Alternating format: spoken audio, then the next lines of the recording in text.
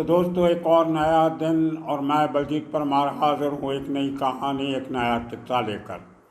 आज आपको कहानी सुनाएंगे उस शख्स की जिसके कत्ल के बाद छोटा राजन के खास उल खास रोहित वर्मा को मुंबई ही नहीं बल्कि देश छोड़कर भागना पड़ा। कहते हैं कि अगर वो कत्ल छोटा राजन ने ना करवाया होता तो रोहित वर्मा कभी मुंबई छोड़ के नहीं भागता था, और नहीं भागता था तो शायद बैंकॉक में उस समय छोटा राजन के साथ नहीं होता जब छोटा राजन पे हमला होता है।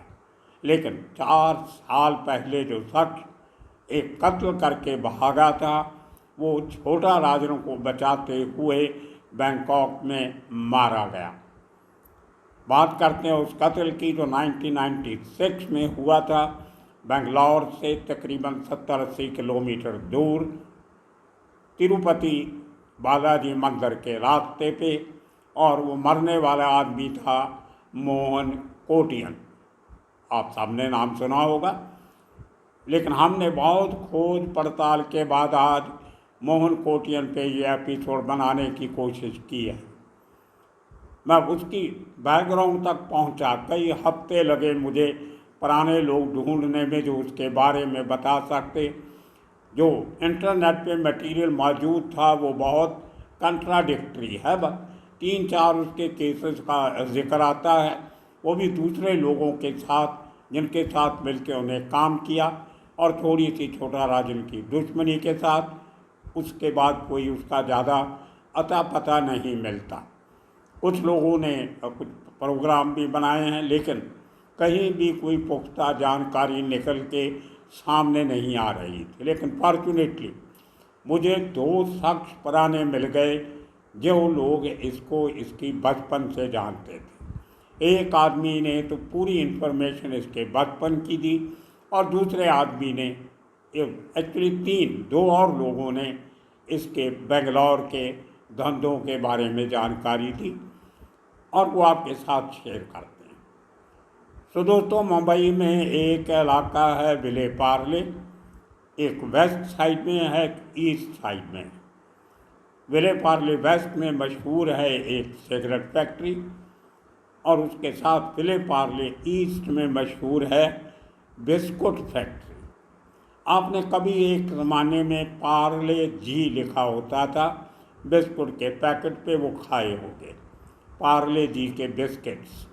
ये बिस्किट्स उसी फैक्ट्री में बनते थे, विले पार्ले वाली, और उसके बिल्कुल बगल से रेलवे लाइन निकलती, सेंट्रल और वेस्टर्न लाइन। और जैसे ही आप सांता क्रूज से निकलती थी ट्रेन, तो पूरी गाड़ी में बिस्किट्स की खूबसूरत एरोमा आपको सूंघने को मिलता था। आपको लगता था कि आप बिस्किटों के मैदान में से निकल रहे हो। बड़ी खूबसूरत अरोमा सुगंधी हुआ करती थी। मैंने बहुत बार सिर्फ उसको एंजॉय करने के लिए वहाँ से ट्रेन लेता था, सेंटा क्रूज से विले पार्ले क्रॉस करके अगले स्टेशन पे उतर जाता था, खाली उस नज़ारे को, उस फीलिंग को एंजॉय करने के लिए।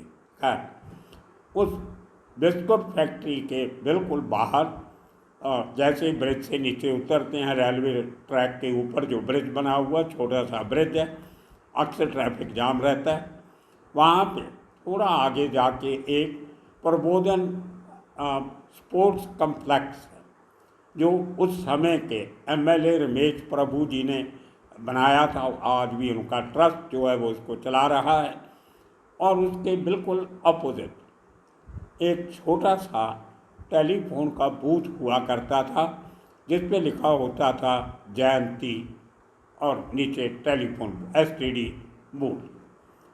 अब आपको हैरानी होगी कि ये जयंती टेलीफोन बूथ किसी और का नहीं, इसी मोहन कोटियन के बड़े भाई का है।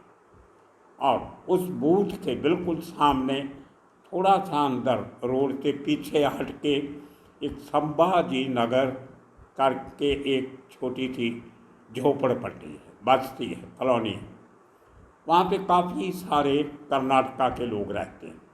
प्रभु जी जो थे MLA रमेश प्रभु, वो भी कर्नाटका के थे, लेकिन बहुत बढ़िया लीडर थे, बहुत मकबूलियत थी उनकी मुंबई में। मैं अपने ज़माने में बहुत बार मिला उनको। और उनके आगे एक दामाद हैं कृष्णा हेगड़े, फॉर्चुनेटली वो भी मेरे पुराने मित्र हैं। तो उस इलाके में कभी जाता हूँ तो उनसे मुलाकात हो जाती है टेलीफोन पे, तो हमारी अक्सर हफ्ते में 1-2 बार बात हो ही जाती है। तो उस इलाके में मेरा काफ़ी आना जाना रहता था। और भी कई दोस्त थे वहाँ पे, कई सारे होटल्स हैं वहाँ पे, बड़े टेम्पल्स हैं, क्लब हैं। एक्चुअली वो रास्ता जो है अंदर अंदर से सेंटा क्रूज एयरपोर्ट को भी जाके निकल जाता है। तो जो जुहू से जब एयरपोर्ट जाते थे तो उसी रास्ते से निकल के जाना पड़ता था। खैर, तो वो संभाजी नगर की जो बस्ती है, हटमेट कॉलोनी, झोपड़पट्टी, झुग्गी झोपड़ी कॉलोनी जिसको कहते हैं, वहाँ पे एक गरीब किस्म का परिवार रहता है।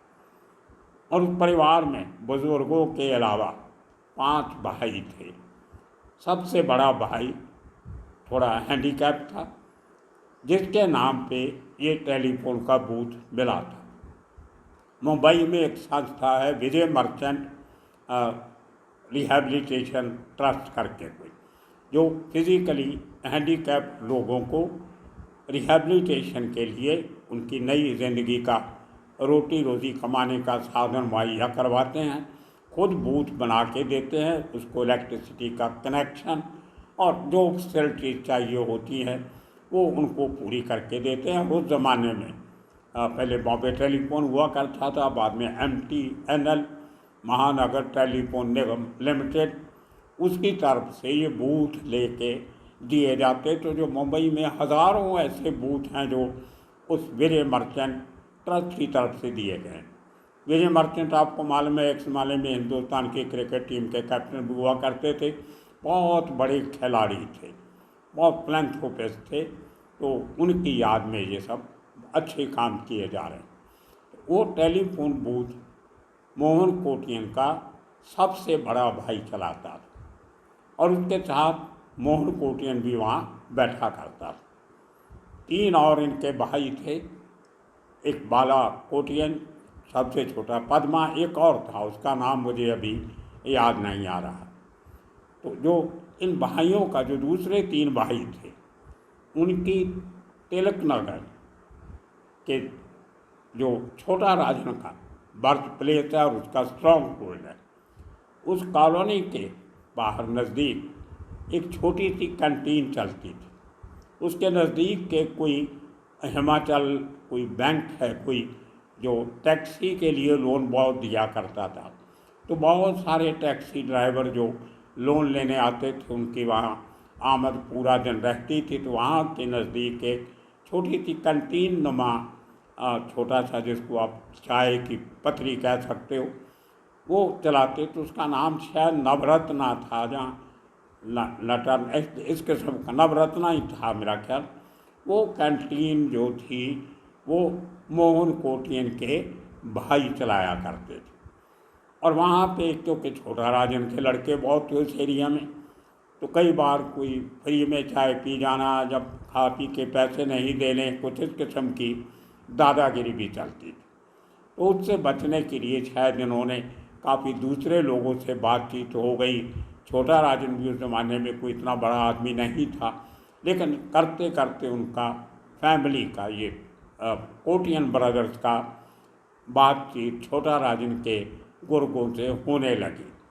उसी समय अंधेरी ईस्ट में, जो विले पार्ले से नज़दीक ही पड़ता है वो एरिया, ज़्यादा दूर नहीं है, वहाँ पे मैंने एक एपिसोड बनाया था थोड़े दिन पहले श्रीकांत मामा का, जहाँ श्रीकांत मामा का हेडक्वार्टर हुआ करता था। और उसके साथ आपको सुनाया था कि रवि पुजारी श्रीकांत मामा के पास काम करता था, उनका चेला था।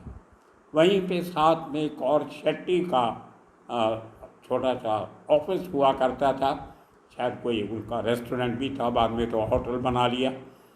उनके पास ये लड़का काम करने लगा, मोहन कोटियन।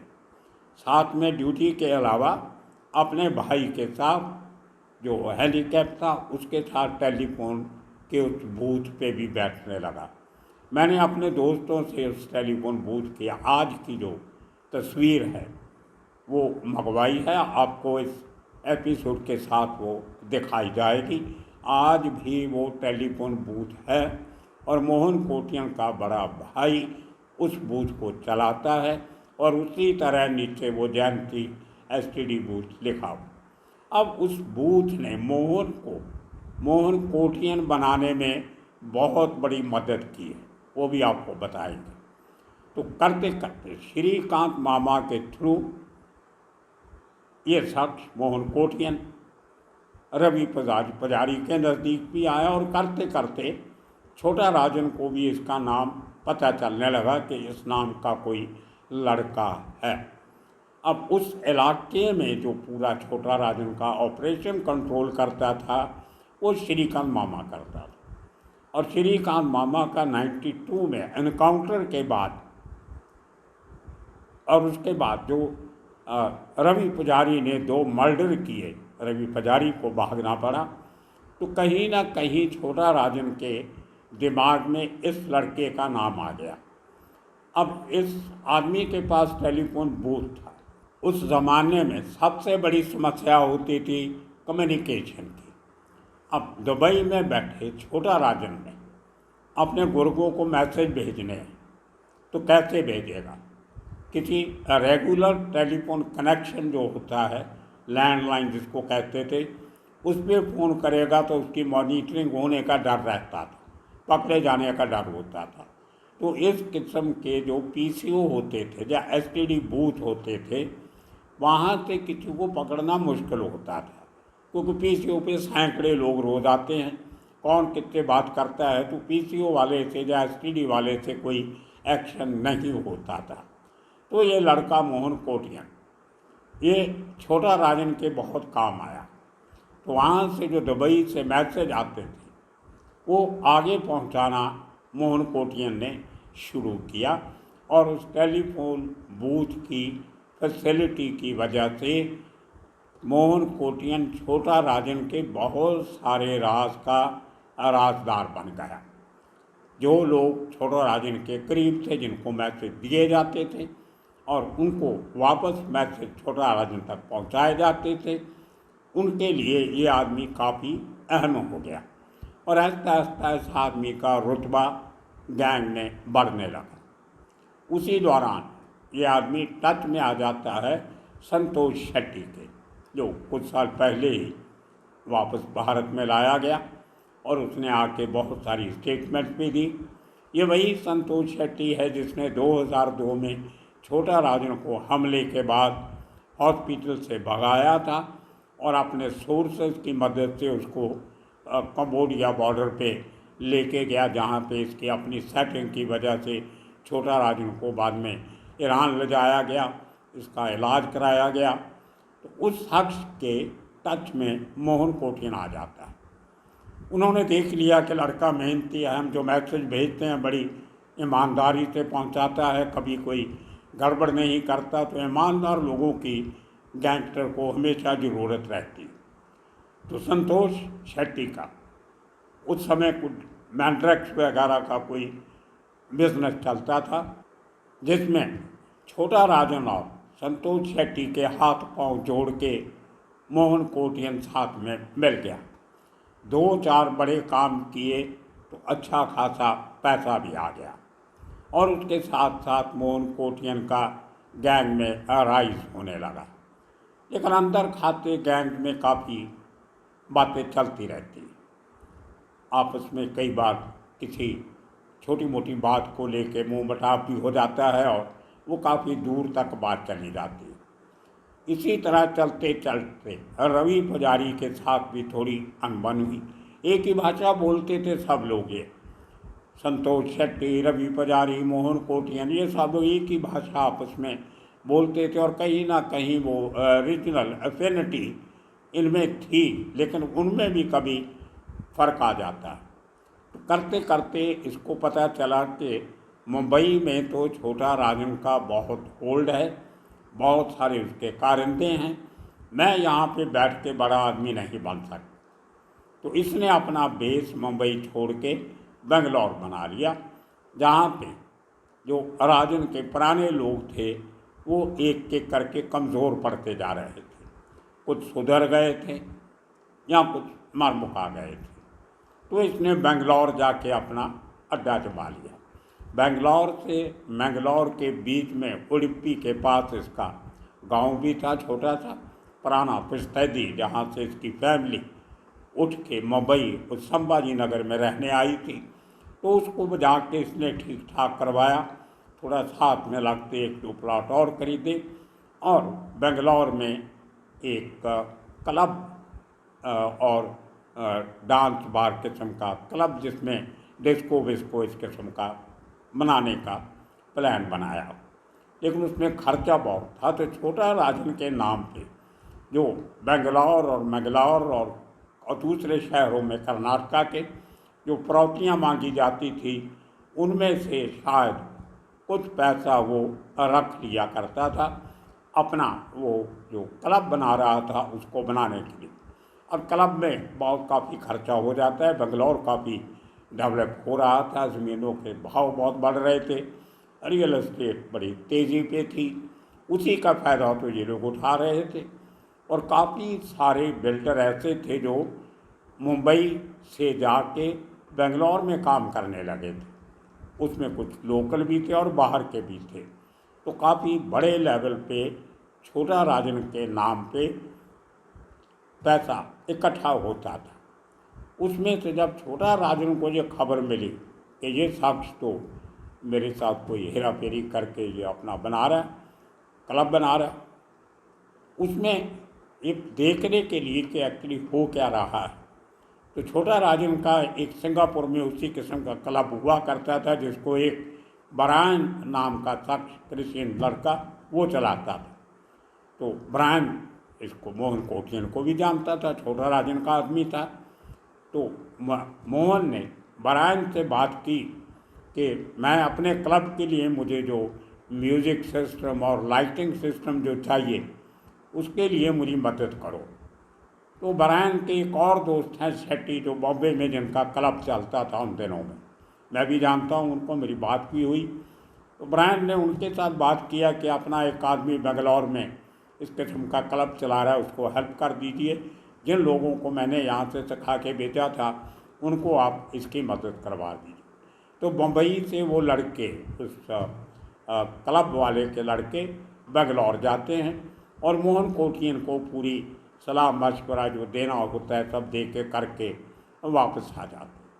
अभी वो क्लब पूरी तरह बना भी नहीं था, रेडी भी नहीं हुआ था, चालू भी नहीं हुआ था, लेकिन तैयारी पूरे ज़ोरों पे चलती थी। और तभी मोहन कोटियन के ऊपर जब शक होने लगता है तो वो अपनी लॉयल्टी बदल के छोटा शकील के साथ मिल जाता है। उसको लगा कि अब छोटा राजन मेरे ऊपर शक करने लगा है तो कल को नुकसान भी कर सकता है। एक तो उसको अपनी प्रोटेक्शन चाहिए थी और दूसरा उसको बड़े गैंग का सहारा चाहिए था। पलटी मार गया, छोटा राजन को छोड़ के छोटा शकील से हाथ मिला लिया। कुछ और भी बातें होगी अंदर की, वो या तो छोटा राजन को मालूम होगी या मोहन कोटियन को मालूम होगी, लेकिन उसमें कहते हैं कि राशीद मलबारी ने काफ़ी रोल अदा किया था मोहन कोटियन को छोटा शकील गैंग के साथ मनाने के लिए। तो काफ़ी उस दिनों में ये चक्कर चला, लेकिन अंदर खाते का फिर भी कहीं लगता था कि एक मोमेंट पे आके ये पुराने साथी इकट्ठे हो भी सकते हैं। तो उन दिनों में रोहित वर्मा मुंबई में काफ़ी एक्टिव था। छोटा राजन के बहुत काम किए, बड़े बड़े काम बजाए उसने, जेल भी काटी, बेल पे आ गया। तो ये रोहित वर्मा के टच में था और उसको कन्विंस करने की कोशिश कर रहा था कि तू भी छोटा राजन को छोड़ के हमारे साथ आ जा। उधर रोहित वर्मा ये कोशिश कर रहा था मोहन कोटियन को कि तू छोटा शकील को छोड़ के वापस छोटा राजन के साथ आ जा। तो ये इस किस्म की कुछ पुरानी दोस्ती के चलते इनकी आपस में बातचीत होती रहती थी। अब एक मोमेंट ऐसी आई जब दोनों को ऐसे लगा रोहित वर्मा को लगने लगा कि मोहन कोटियन मुझे मरवाने की साजिश कर रहा है, और मोहन कोटियन को ये लगा कि रोहित वर्मा मुझे मारने की साजिश कर रहा है, छोटा राजन के कहने पर। लेकिन आपस में बातचीत इनकी चालू थी। अब देखिए, बड़ी असमंजस की हालत होती है। उसमें कई बार मोहन कोटियन को मुंबई में लाने की कोशिश की गई, लेकिन वो नहीं आया। वो अपना बेस छोड़ के नहीं आना चाहता था। कहाँ वहाँ पे उसके लोग, जान पहचान थी, सब हो गया था, सिस्टम सेट था, मुंबई में नहीं आना चाहता था। तो इसलिए छोटा राजन ने बड़े तरीके से रोहित वर्मा के साथ पूरी प्लानिंग बनाई, और रोहित वर्मा को अकेला नहीं भेजा। रोहित वर्मा अपनी एक गर्लफ्रेंड जो छोटा राजन गैंग के लिए काम भी करती थी, उसको लेके बेंगलोर पहुंचता, और वहाँ पे इनका एक पुराना साथी राजेश, उसका सरनेम मैं भूल गया अभी, लंबा सा सरनेम है, तो राजेश जो राजा के नाम से मशहूर था, वो एक लोकल गाइड वहाँ पे दे दिया गया और रोहित वर्मा को, छोटा राजन की तरफ से। तो पूरी इनकी देखभाल का जिम्मा मोहन कोटियन ने अपने सर पे ले लिया, और जहाँ उसका वो क्लब बन रहा था उसके पास ही एक होटल था, वहाँ पे इनको ठहरा दिया गया। लेकिन ये नहीं उसको पता था कि एक लोकल आदमी भी हर समय निगाह रख रहा है इनके ऊपर, राजा। तो ये दो ही लोग मुंबई से गए थे पूरी प्लानिंग के साथ। 3-4 दिन रहने के बाद प्लानिंग के तहत रोहित वर्मा ने ऑफर किया मोहन कोटियन को, ये 96 की बात है, कि मैं इतनी दूर से आया हूँ तो मुझे बालाजी के दर्शन करवा दो, तिरुपति जी के। वहाँ से कोई 150 मील 160 मील पड़ता है। तो मोहन कोटियन को कोई इतना शक नहीं हुआ, क्योंकि और कोई साथ में नहीं था, एक औरत है और एक ये है, और पूरी तैयारी से मोहन भी अंदर से अलर्ट और रोहित वर्मा उससे ज़्यादा अलर्ट। तो ये लोग जो लोकल, वो राजेश था, तिरुपति जाने के लिए जो गाड़ी इंतज़ाम किया गया मोहन कोटियन की तरफ से, उस गाड़ी में बैठने के लिए, उस गाड़ी में साथ जाने के लिए बहाना बना के रोहित वर्मा ने उस लड़के को भी साथ ले लिया कि ये हमारा सामान उठाने में हेल्प करेगा, जो लोकल आदमी है यहाँ का, मुझे जानता है। और उसको कभी मोहन कोटियन ने देखा नहीं था, जान पहचान नहीं थी, और वो देखने में कोई बदमाश किस्म का लगता भी नहीं था। असल में वो शख्स रोहित वर्मा के लिए हथियार लेके आया था, मॉडर्न वेपन उस ज़माने में। तो उस गाड़ी में ये चारों लोग बैठ के, मोहन कोटियन गाड़ी चला रहा है, वो लड़का साथ में बैठा है, और वो हथियार चुपके से उसने और रोहित वर्मा को दे दिया, और वो लड़की पीछे बैठी है। और आधे रास्ते पे जाके जब औजार की जगह आई तो रोहित वर्मा ने वो गाड़ी रोकने के लिए कहा, कुछ बहाना लगा के। जैसे गाड़ी रुकती है, रोहित वर्मा पीछे से मोहन कोटियन के सर पे वो वेपन रख के उड़ा देता है, और उसके बाद वही गाड़ी लेके उसकी लाश को ठिकाने लगा देते हैं, और वही गाड़ी लेके वापस बेंगलौर आता है। बेंगलौर से लड़की और ये दोनों ट्रेन पकड़ के, वहाँ से कुछ ट्रेन जम्मू तवी की तरफ जाती होगी, तो वैष्णो देवी जाता है देवी का धन्यवाद करने के लिए, और वहाँ से वापस सीधा नेपाल भाग जाता है, क्योंकि उसको पता था अब पुलिस छोड़ेगी नहीं।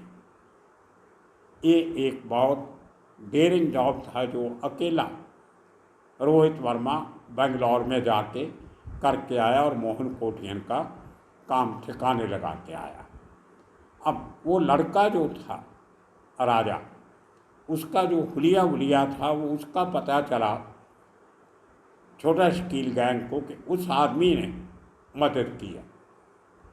लेकिन राशिद मलबारी को जब पता चला कि मेरे दोस्त का इस तरीके से मर्डर हुआ है, तो वो लड़का जिस आदमी ने प्रोवाइड किया था बेंगलौर वाला, वो चंबूर के रहने वाले एक विलास ने किया, जो छोटा राजन के लिए काम करता था। तो राशिद मलबारी ने बॉम्बे जाके उस विलास को 3-4 महीने के बाद ही मार दिया कि तुमने खबर दी पूरी उसके बारे में और तुमने अपना लड़का हथियार दे के भेजा और उसने मेरे भाई को मरवा दिया, मोहन कोटियन को। तो दोस्तों ये अंडरवर्ल्ड के किस्से कहानियाँ, यहाँ कोई किसी का सगा नहीं होता, एक दूसरे के खून के प्यासे अंदर से रहते हैं, जब मौका मिलता है टपका देते हैं। आप देखिए लड़ी कैसे चलती है। अगर रोहित वर्मा वो मर्डर 96 में नहीं करता तो उसको नाम बदल के, भेष बदल के, डुप्लीकेट पासपोर्ट पे भाग के नेपाल नहीं जाना पड़ता। और नेपाल में जाके उसने नए नाम के साथ, आइडेंटिटी के साथ एक शादी भी कर ली ताकि वहाँ पे उसकी एक ग्राउंड बन जाए। और वहाँ से फिर वो चला जाता है छोटा राजन के पास, जो उस समय मलेशिया में था। वहाँ से फिर वो बैंकॉक आते हैं और वो आपको किस्सा पूरा मालूम है। 2000 सितंबर में जब छोटा राजन पे अटैक होता है, जो मुन्ना जिगड़ा और कराची के लोग और साथ में राशिद मलबारी भी होता है। और बहुत कम लोगों को मालूम होगा इनके साथ एक और छात्र क्रिमिनल था, वो सरदार जी था, गुरप्रीत सिंह भुल्लर। ये किस्से भी आपको आने वाले दिनों में सुनाएंगे, मलबारी का क्या हुआ और गुरप्रीत सिंह भुल्लर का क्या हुआ। लेकिन मुंबई में आज भी मोहन कोटियन का बड़ा भाई वो बूथ चला रहा है। आप उसको आपने देख लिया होगा उस वीडियो में। और उसका सबसे छोटा भाई पद्मा, वो आज भी तिलक नगर में वो नवरत्न कैंटीन चला रहा है। बीच के 3 भाई, बाला एक छोटा था, बाला कोटियन, वो भी मारा गया गैंगवार के चक्कर में। मोहन कोटियन मारा गया और तीसरा भाई तो उसका नाम नहीं पता चला, वो भी मारा गया।